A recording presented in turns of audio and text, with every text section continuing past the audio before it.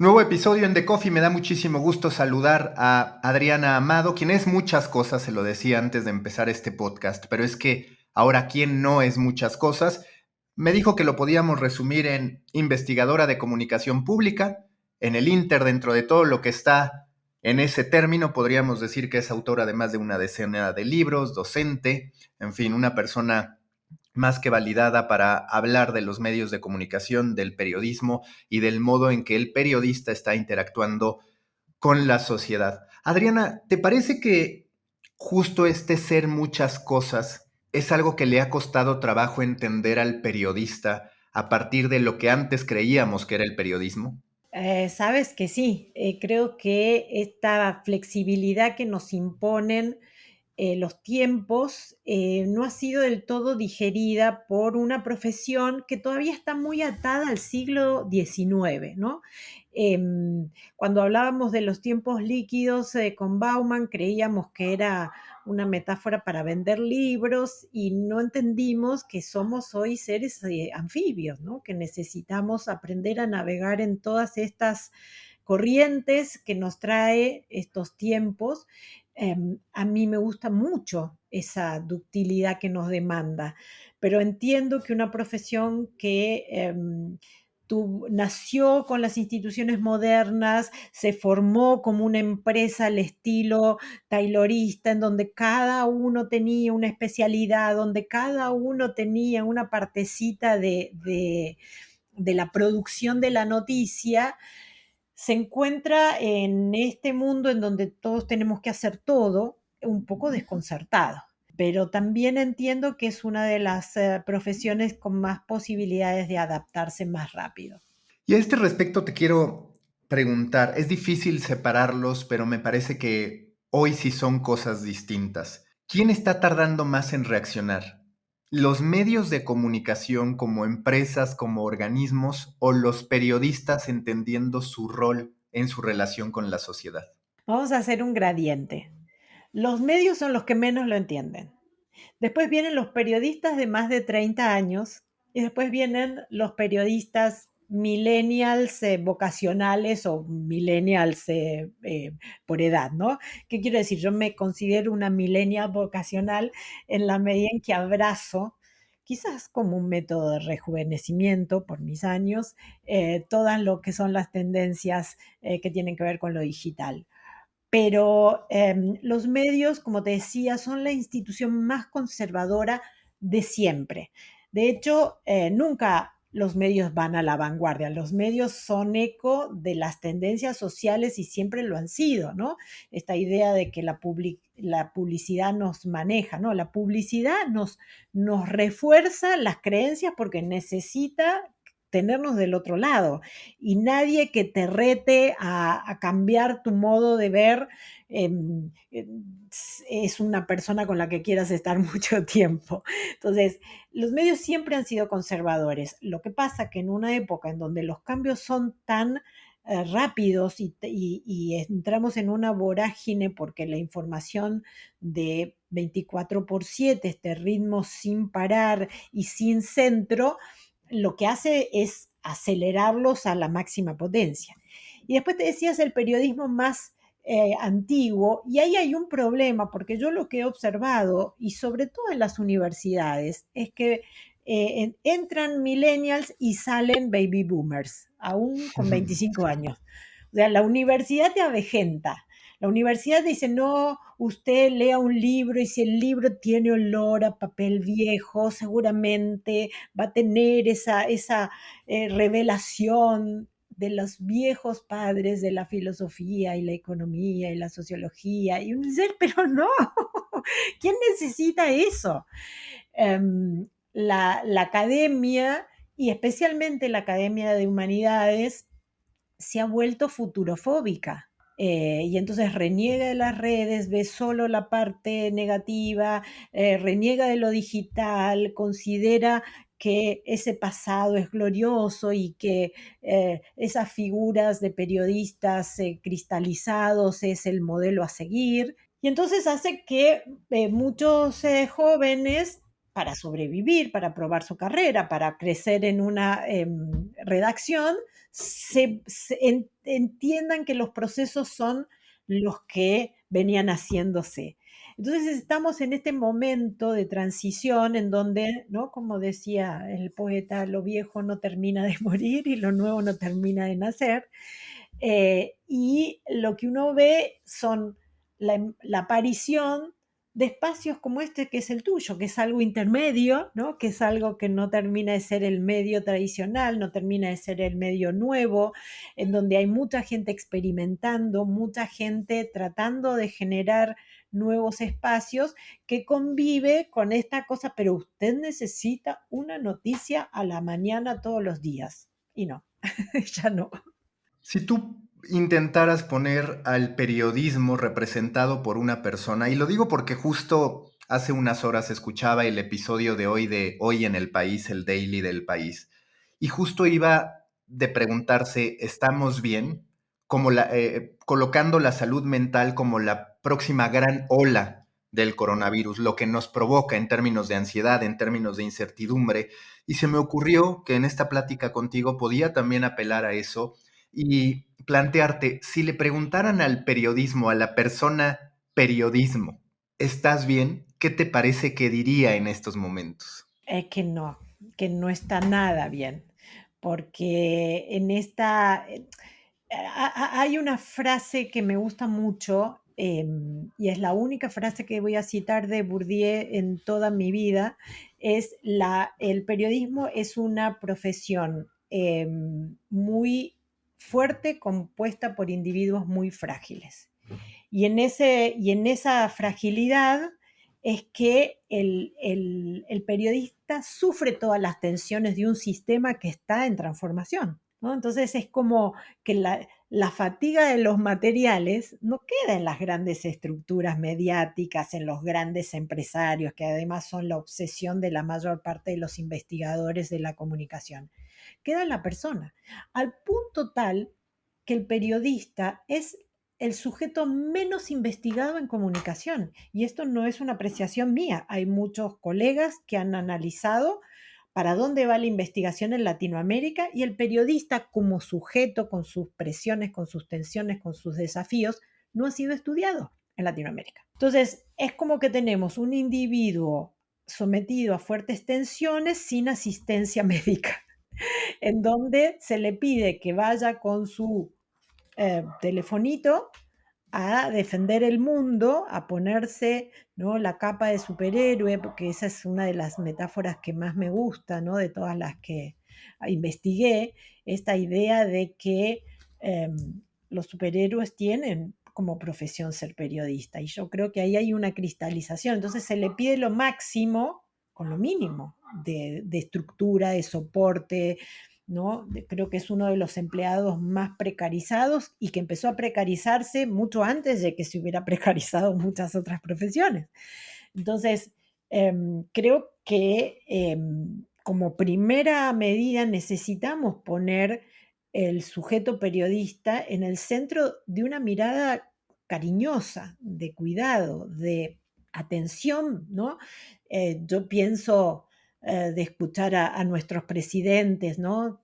Que no pasa un día sin criticar, sin señalar, sin ordenar qué tiene que hacer un periodista.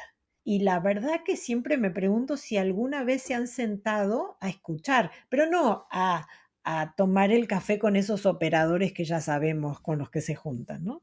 Sino justamente a alguno de las personas que están ahí en la sala de prensa todas las mañanas y preguntarle, ¿usted dónde vive? ¿Y a qué hora se levanta para llegar aquí? ¿Y quién le cuida a los niños mientras usted está escuchándome 2 horas todas las mañanas? Es decir, la parte humana del periodismo, yo creo que cambiaría muchas de esos preconceptos que tenemos con relación a la profesión.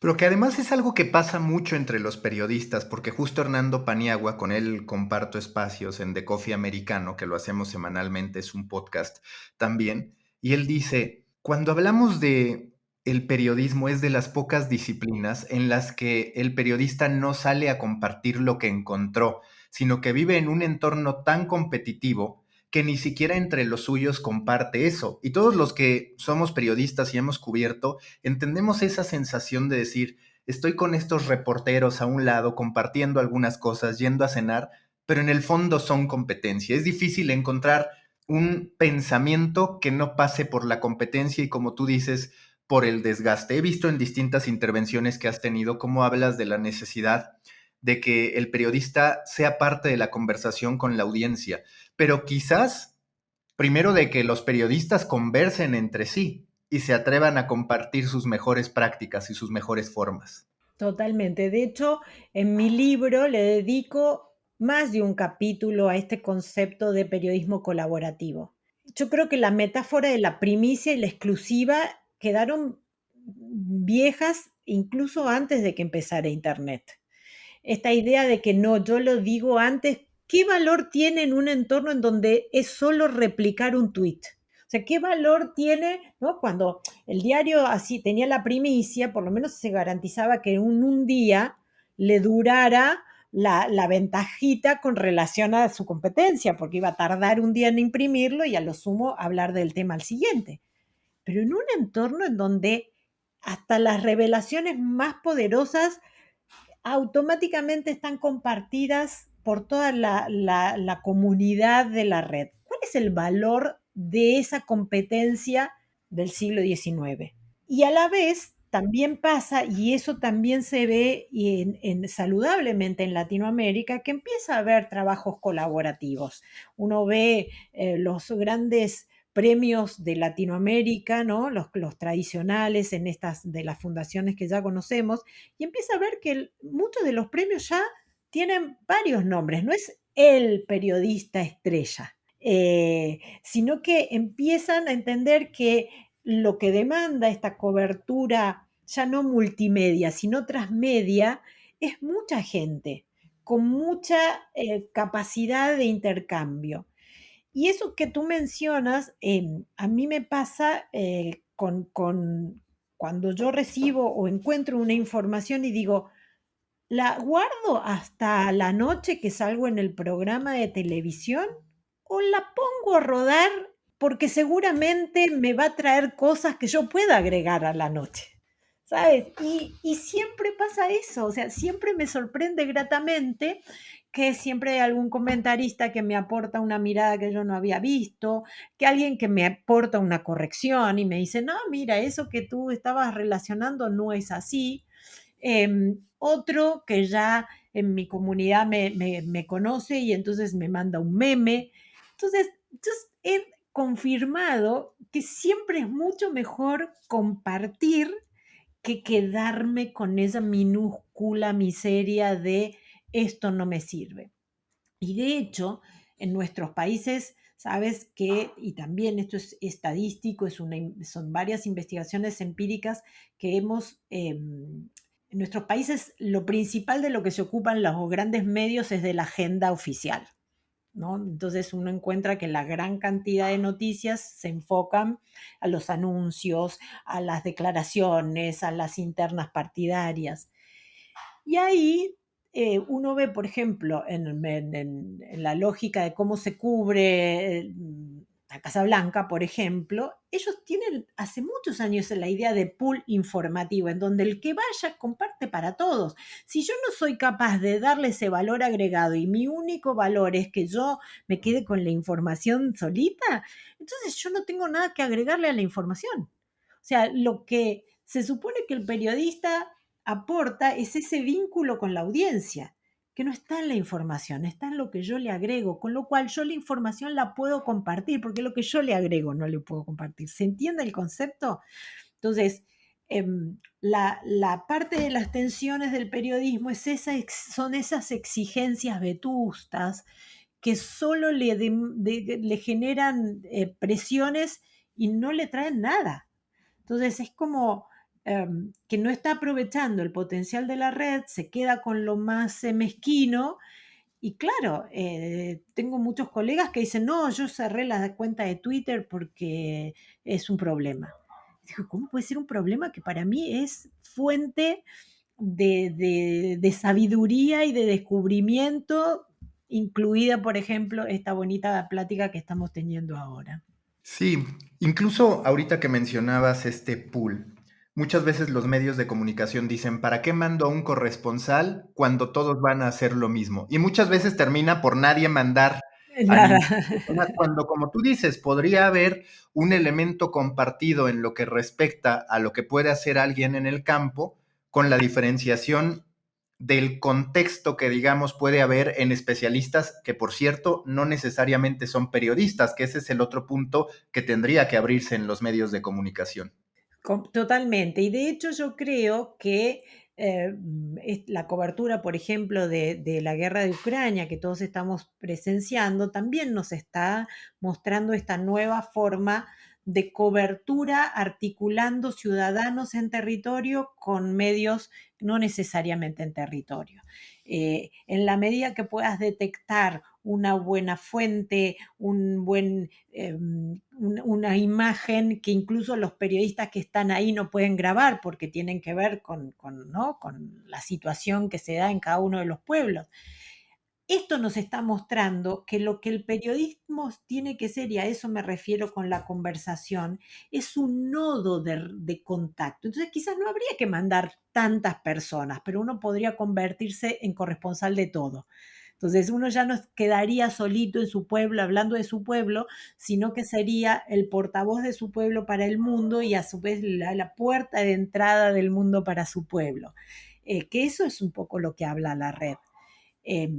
Pero ahí también es esa idea de que no, tenemos que ser Richard Kapuscinski y cubrir la guerra diciendo, no, están matando gente, digamos, están deliberadamente disparando a periodistas. No sé si necesitamos esos heroísmos, pero sí necesitamos información.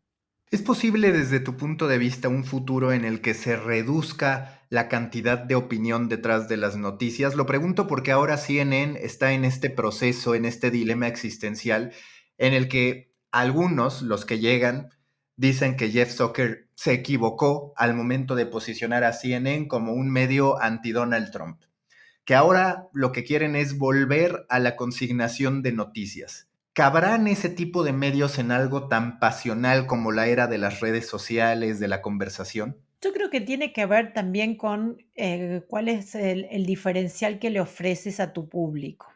Porque en definitiva, hoy cada ciudadano es un opinador y un analista de la realidad, con todo derecho, porque esa potestad ya ha sido consagrada en la Declaración Universal de Derechos Humanos en 1948.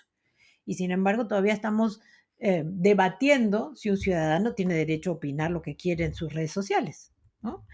Entonces creo que los medios van a empezar a encontrar un nicho digamos, vamos a necesitar un medio de hechos. Vamos a necesitar un validador de ciertas cuestiones a partir de las cuales podamos formar la opinión, porque lo que estamos pasando en este oleaje de la posverdad que ya está llegando, ¿no? Como a su caída, pero esta idea de que no podíamos estar seguros de nada nos hizo tomar conciencia del valor que significa ponerse de acuerdo en dos o tres hechos verificables. Y se ha vuelto a poner en valor la verificación. Ahora, es cierto que no podemos dejar que la verificación la hagan terceros cuando ya la noticia está rodando, como está funcionando todo el sistema de fact-checking. Al sistema de fact-checking le agradeceremos que nos volvió a recordar que era importante que la información se verificara, pero la tenemos que empezar a hacer al inicio del sistema y no cuando ya está rodando, ¿no? en la calle. Ahí ya es tarde, ya la información lo único que hace es ratificar que no es bueno confiar.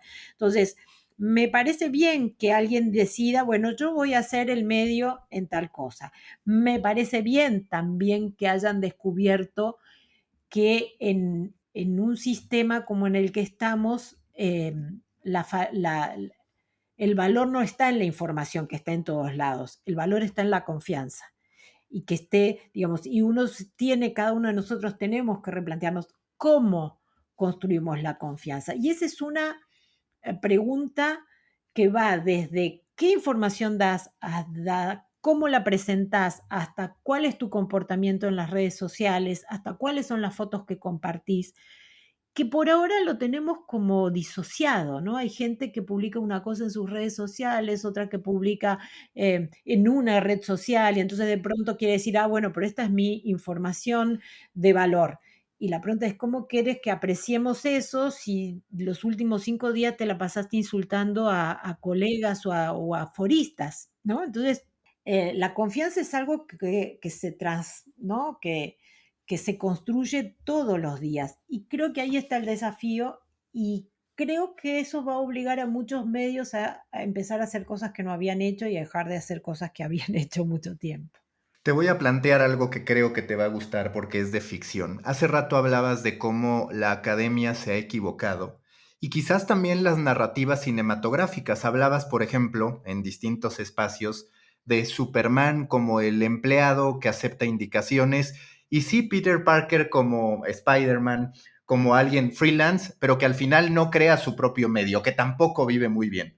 Sí, ¿Sería adecuado que Marvel, ahora que hablamos de corregir algunos errores históricos, pusiera a un Spider-Man emprendedor de su propio medio de comunicación y demás? Porque lo cierto es que la academia y Hollywood han puesto al periodista siempre en un perfil muy bajo y solamente en el anonimato es héroe. sí, sí, es cierto. Bueno, yo tomo las expresiones de la industria cultural, ¿no? Del pop, más como un diagnóstico que como una guía, ¿no? Creo que lo que nos está diciendo es que en el inconsciente colectivo está funcionando esto. Entonces, la pregunta es, este es el espejo que nos devuelven. ¿Te sentís identificado? Pero es un diagnóstico muy, muy certero, ¿no? O sea, yo vi en esa evolución del Superman invencible, ¿no? Un poco pusilánime, como tú decías, que tenía que mantener, ¿no? La vida en esa doble moral, por un lado salvar el mundo y por otro lado ser un tontarrón en la redacción, a este Peter Parker que su jefe le pide una foto del hombre araña, que es el pedir de o es una selfie. O sea, Sí, sí, fíjate sí, sí. que esa contradicción es, pero yo soy el hombre araña y no te lo puedo decir. O sea, y lo que me pides es una selfie, que en este momento es como la cosa más frívola que uno pueda hacer en redes sociales. O sea, me parece deliciosa esa metáfora, pero hay que trabajar en ella. Primero porque no le estaremos pidiendo a los periodistas imposibles, no le estaremos pidiendo cosas inútiles como una foto del hombre araña, o sea, ¿qué significan eso? Entonces, creo que lo que tenemos que aceptar es ese sincericidio y empezar a trabajar en la sociedad para que proyecte imágenes más felices de lo que es la profesión que queremos. Esta crisis de los medios y quizás también las enseñanzas que nos estamos llevando hará que vivamos una era con muchos más medios de comunicación que sí sean creados, que sí sean propiedad de los propios periodistas. ¿Cuál es tu perspectiva al respecto? Porque lo cierto es que también vivimos en el primer gran momento en el que el periodista se dice, creo que yo puedo tener una organización más allá del beneficio económico que sí se alinee con lo que yo se suponía que quería hacer y lo que me gustaba hacer. Eh, yo creo que la institución que está más en crisis y más amenazada son los propios medios. Hasta el siglo pasado, tú tenías que tener un medio para poder expresarte. Hoy tenemos la paradoja de que hasta los medios tienen que abandonar su estructura para adoptar TikTok o YouTube, que son, digamos, que es la plataforma que a todos nos iguala, ¿no? Tenemos las mismas condiciones. Además, con también la paradoja de que todos esos grandes montajes, estudios, iluminaciones, hoy hasta son contraproducentes. La gente se queda más en el contenido intimista, más informal. Entonces, como que aquello que hacía sentido, que es, tengo que construir grandes galpones con luminarias y con todo un sistema de producción, se vuelve inútil y se obliga a los grandes medios a competir en el mismo terreno con las mismas herramientas que personas con iniciativa. Entonces creo que ahí es donde están retados los medios a decir, bueno, ¿cuál es lo que ofrece de diferencial?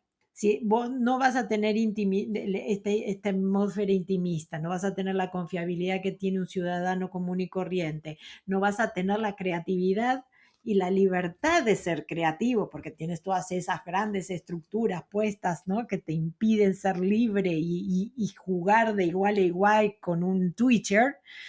Eh, bueno, ¿qué nos vas a dar? Entonces yo creo que esto que estamos viviendo es parte del proceso, esta posibilidad de experimentar en infinidad de plataformas, que creo que en los próximos años se irá decantando, se irán especializando cada plataforma en un sistema de comunicación, pero que potencia la posibilidad de, por ejemplo, lo que hablabas recién, del especialista. Hoy el especialista que sigue siendo subestimado en los medios, puede convertirse en un comunicador global, como hemos visto con algunos médicos e infectólogos durante la pandemia, que se convirtieron en referencias obligadas por iniciativa propia. Y como ese posicionamiento abona el prestigio profesional, yo creo, y acá también es el desafío para la academia, que ya no vamos a concebir un mundo sin que todos seamos sujetos comunicantes. Pero fíjate qué cosa rara que era lo que quería la comunicación para el desarrollo y todas esas cosas que nos habían contado en la universidad, y cuando lo desarrollamos por otro lado, pero de una manera consistente y sólida, la academia dice, ay no, pero eso no, no, eso no, pensemos en una FM transmitiendo, los podcasts, ay, hay que ver qué va a pasar con eso. No, no, ya pasó, ya está pasando, Sí, sí, olvídate. sí.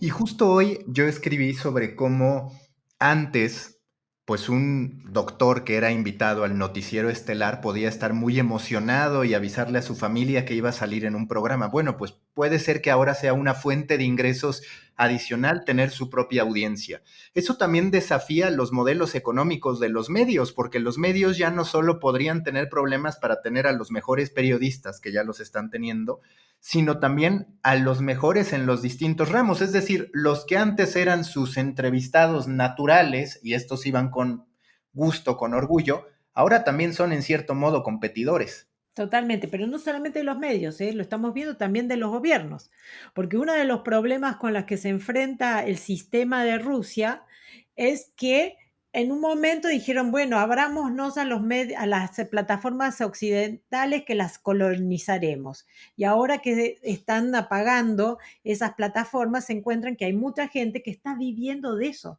También lo hemos visto en Cuba. Hay muchos youtubers cubanos que están con ingresos genuinos a partir de su vocación comunicativa. Y uno puede pensar, bueno, eso es periodismo, no es periodismo. Y ahí es donde yo me hago la pregunta en mi último libro. Bueno, definamos qué es ser periodista ahora. Yo estoy segura que lo que era ser periodista no es. Podemos abrirnos a la discusión, pero no me digas que ser periodista es ser los reveladores del Watergate, porque eso ya está, ya fue, ya pasó hace 50 años. Sí, que tú en tu libro de hecho hablas del periodismo mutante y de cómo quizás de ser los que llegábamos con la verdad o con la supuesta verdad, con la luz que iluminaba en la oscuridad, pues ahora en realidad tenemos que ser guías.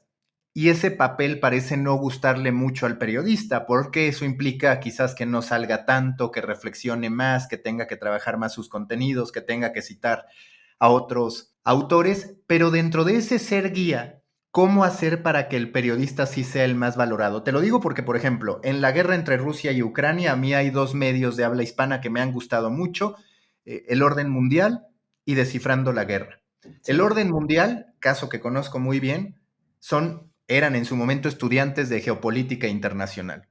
Y hoy, pues la verdad es que de manera natural conocen más del tema que un periodista, por más que éste haya Totalmente. estado cubriendo la noticia. ¿Cómo hacer o dónde el periodista va a encontrar su lugar siendo guía, pero siendo guía de qué, dado que puede ser tan complicado? En una sociedad en red, todos somos nodos, no hay un centro. Lo que es interesante, el caso que citas, que yo lo sigo hace bastante porque tenían unas infografías fabulosas, incluso después cuando cerraron su sitio a la suscripción, igual siguen compartiendo cosas de valor. O sea, y aún no pudiendo acceder por ahí a algunas notas si no estás suscripto, los mapas, la forma en que lo explican, es Twitter a la máxima potencia y muchísimo. Pero claro, ellos tienen ese nicho que hoy por estas circunstancias se ha vuelto imprescindible. Pero de eso se trata la red. Cuando tú tiras una red para pescar, no todos los nodos necesitan tener la misma atención al mismo tiempo. Depende de dónde cayó el pez más gordo. Hay nodos que en algún momento se van a activar y van a mostrar su fortaleza y hay otros que solamente van a servir para tirar. Esa es la flexibilidad, saber que en algún momento voy a ser relevante y en otro no, pero que voy a seguir en la expectativa de que eso ocurra, que es un poco lo que vemos en los movimientos sociales de este tiempo, ¿no? Si se juntan por fines y entonces de pronto es liberen a Britney Spears y estamos todos ahí peleando por la libertad y después que se liberó, consiguió su emancipación y vamos a otra cosa. No es que vamos a fundar la fundación de Liberen a Britney de aquí en adelante, ¿no? Es decir, esta flexibilidad, es decir, bueno, a ver, ¿y ahora en qué otra cosa podemos poner nuestra energía? Y eso creo que también le pasa a los medios. Es decir, lo que hizo el orden mundial es preparar su red para este momento. En este momento es imprescindible. Esperemos que pronto deje de serlo, no porque quiero que le vaya mal, sino porque quiero que se termine pronto la guerra, ¿entiendes? Pero eso no significa que no lo vamos a seguir consultando para otros temas de geopolítica que ni sabíamos porque la geopolítica no era un tema que estaba en los medios, como no era un tema el calentamiento global, como no era un tema la tecnología, o sea, como no eran temas, millones de cosas que surgieron de las redes y empezaron a diversificar lo que era esta agenda en Latinoamérica tan sólida y tan enfocada en las noticias de Palacio. En tu perspectiva, ¿qué tanto va a cambiar tu área de investigación, el cómo la sociedad consume contenidos, el cómo se aproxima a la información a partir de esto que estamos viviendo, que no veíamos en muchos sentidos como posibilidad? Un conflicto armado con ejércitos invadiendo. Siempre decíamos, no, la próxima gran guerra va a ser con armas biológicas. Pues resultó que fue con las mismas armas de siempre, sumando las tecnológicas. Sí, y hasta por ahí nomás, ¿no? Uno ve que los grandes errores estratégicos es que siguen combatiendo como en aquella serie Combate. Y uno dice, pero no aprendimos nada. O sea, em, yo creo que ya cambió y creo que el cambio está en que ya deja de ser importante la información y el mensaje, no porque no lo sea, sino porque es el commodity y lo clave es la atención. O sea, nuestra investigación tiene que girar de los mensajes y todas esas cosas que veíamos de semiología y semiótica y análisis de discursos que nos gustaba tanto en Latinoamérica, a la atención, que es qué hace la gente con lo que hacemos, cómo convocarlas, cómo movilizarlas, cómo generar incidencia. Por eso fíjate que también está pasando en los medios que pasaron ya la etapa del clickbait, de tráigalos, y ahora están en la etapa reténgalos. Pero para retenerlos tienes que hacer algo más que un título pegajoso, ¿no? que atraiga como quien atrae moscas a un dulce. Ya hay que mantenerlos y para mantenerlos implica explorar, conocer al otro. Entonces, creo que lo que vamos también a ver es un cambio de lo masivo a lo comunitario, en el sentido de que ya los medios no van a poder medirse por los grandes números, sino por los grandes compromisos.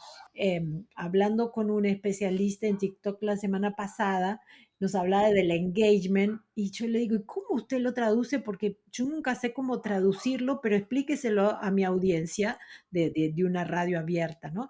Y me decía, bueno, el engagement es el cariñito. Y me encantó, es decir, vamos a tener que trabajar por el cariñito del lector, el cariñito del oyente, el cariñito del forista, Y eso también nos implica ponernos cariñosos, o sea, porque nadie puede obtener cariñitos sin dar algo similar a cambio, ¿no? No es, venérenme, como eran las grandes celebridades de la telenovela mexicana, ¿no? Si eso yo soy Verónica Castro, usted tiene que no, ya no hay más, ya no hay más eso, ¿no? Fíjate que las grandes estrellas de la telenovela son artistas turcos que ni sabemos pronunciar el nombre y así todo está. O sea, ya no importa el artista, importa la telenovela, ¿no? Entonces, fíjate cómo hay un cambio de ese sujeto, ese mensaje y el foco está puesto en quien lo recibe.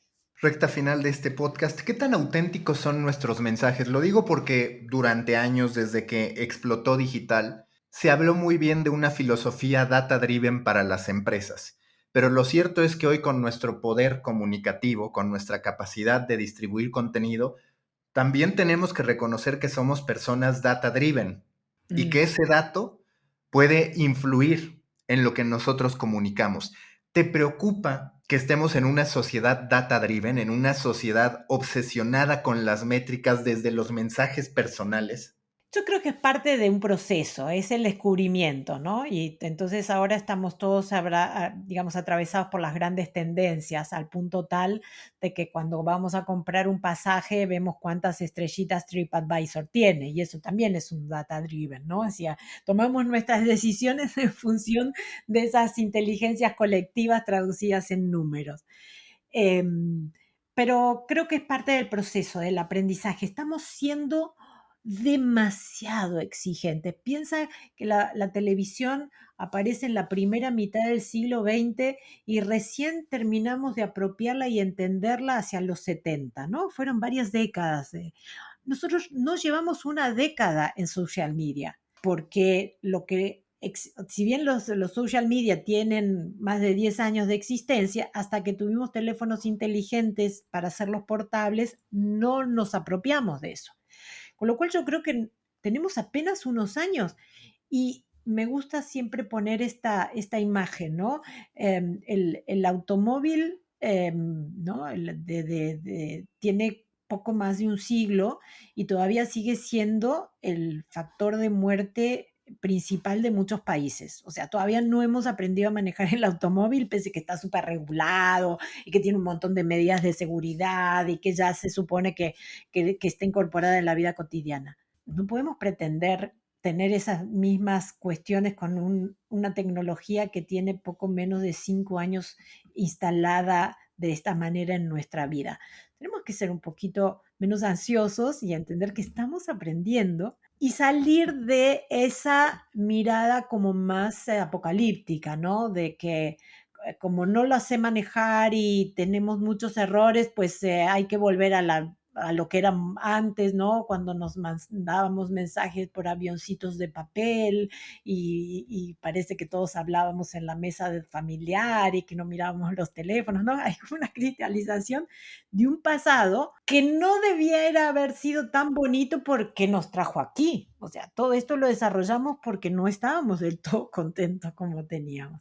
Bueno, tengámonos paciencia eh, con la certeza de que los aprendizajes han sido muy rápidos y te prometo que serán muchísimo más rápidos. ¿Qué quiere decir con esto? Que en los próximos 10 años vamos a hacer todavía un salto casi cuántico en lo que ha sido esta apropiación de lo que aprendimos en estos tiempos.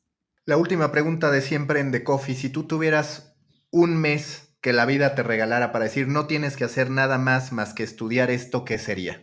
Estudiar lo que estoy estudiando. Soy una persona afortunada que me puedo dedicar a compartir y a reflexionar y a escribir estas cuestiones que tienen que ver con los vínculos contemporáneos, dentro de los cuales la digitalización es un vehículo, ¿no? Pero creo que esto de lo que estuvimos hablando en el podcast es lo que haría en ese próximo mes. Así que me has anticipado parte del regalo.